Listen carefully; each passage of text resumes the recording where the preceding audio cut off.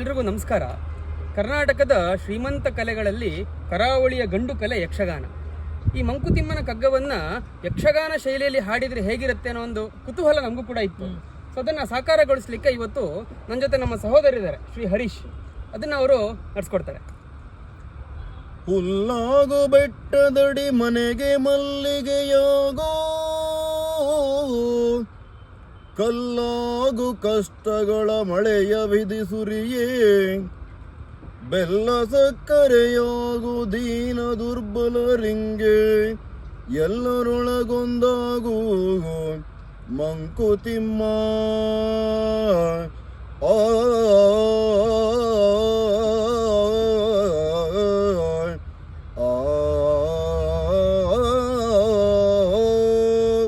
ಸುಮಾರು ಸಲ ನಮಗೆ ಈ ಬದುಕೋದ್ರ ಬಗ್ಗೆ, ಹೇಗೆ ಬದುಕೋದು ಅಂತ ಸುಮಾರು ಪ್ರಶ್ನೆಗಳಿರುತ್ತೆ.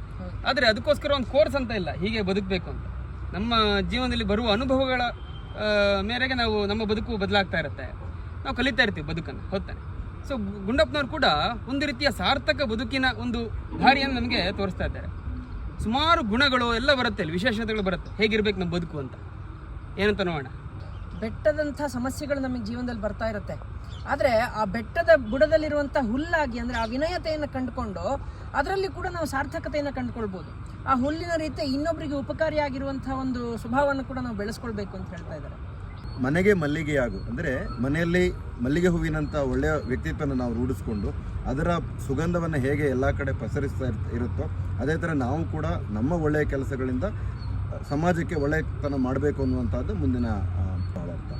ಇನ್ನು ಎರಡನೇ ಸಾಲ ನೋಡಿ ಎಷ್ಟು ಚೆನ್ನಾಗಿದೆ. ಕಲ್ಲಾಗು ಕಷ್ಟಗಳ ಮಳೆಯ ವಿಧಿ ಸುರಿಯೇ. ಒಂದು ಮಾತಿದೆ, ವಜ್ರಾದಪಿ ಕಠೋರಾಣಿ ಮೃದುನಿ ಕುಸುಮಾದಪಿ ಅಂತ. ಅಂದರೆ ಆ ಕುಸುಮದ ಮೃದುತ್ವನೇ ಇರಬೇಕು, ಮತ್ತು ವಜ್ರದಂಥ ಕಠೋರತನವೂ ಇರಬೇಕು. ಯಾವಾಗ ಈ ರೀತಿ ಕಷ್ಟಗಳ ಮಳೆಯೇ ಬರಲಿ ನಮಗೆ, ಅದರ ದೃಢತೆ ಇರಬೇಕು, ಎಲ್ಲದನ್ನು ಎದುರಿಸ್ತೀನಿ ಅನ್ನೋ ದೃಢತೆ ಇರಬೇಕು ಅಂತ ಹೇಳ್ತಾರೆ. ಇನ್ನು ಬೆಲ್ಲ ಸಕ್ಕರೆಯಾಗು ದೀನ ದುರ್ಬಲರಿಂಗೆ ಅಂತ ಅಂದರೆ ನಮ್ಮ ಸುತ್ತಮುತ್ತಲು ಕಷ್ಟದಲ್ಲಿರುವಂಥ ಸಾಕಷ್ಟು ಜನ ಇರ್ತಾರೆ. ಅವ್ರಿಗೆಲ್ಲ ನಾವು ಏನೋ ಒಂದು ಸಿಹಿಯನ್ನು ಕೊಡುವಂಥ ವ್ಯಕ್ತಿಗಳಾಗಿರಬೇಕು.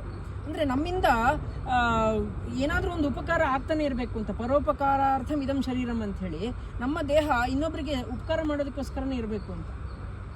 ಸೊ ಇಷ್ಟೆಲ್ಲ ಮಾಡ್ತಾ ನಾನೊಬ್ಬ ಬೇರೆ ಅನ್ನೋ ಭಾವ ಬರಬಾರ್ದು, ಎಲ್ಲರಂತೆ ನಾನು ಅನ್ನೋ ಭಾವ ಇರಬೇಕು. ಆ ರೀತಿಯ ಒಂದು ವಿನಯತೆ ಇರಬೇಕು ಅಂತ ಇಲ್ಲಿ ಹೇಳ್ತಾರೆ. ಅದಕ್ಕೆ ಎಲ್ಲರೊಳಗೊಂದಾಗು ಮಂಕುತಿಮ್ಮ ಅಂತಂದರೆ ಆ ರೀತಿ ಇದ್ದಾಗ ಮಾತ್ರ, ಸಮಷ್ಟಿಯಲ್ಲಿ ಬದುಕಿದಾಗ ಮಾತ್ರ ನಮ್ಮ ಜೀವನಕ್ಕೊಂದು ಸಾರ್ಥಕತೆ ಸಿಗತ್ತೆ ಅಂತ ಇಲ್ಲಿ ಹೇಳ್ತಾರೆ. ನಮಸ್ಕಾರಗಳು.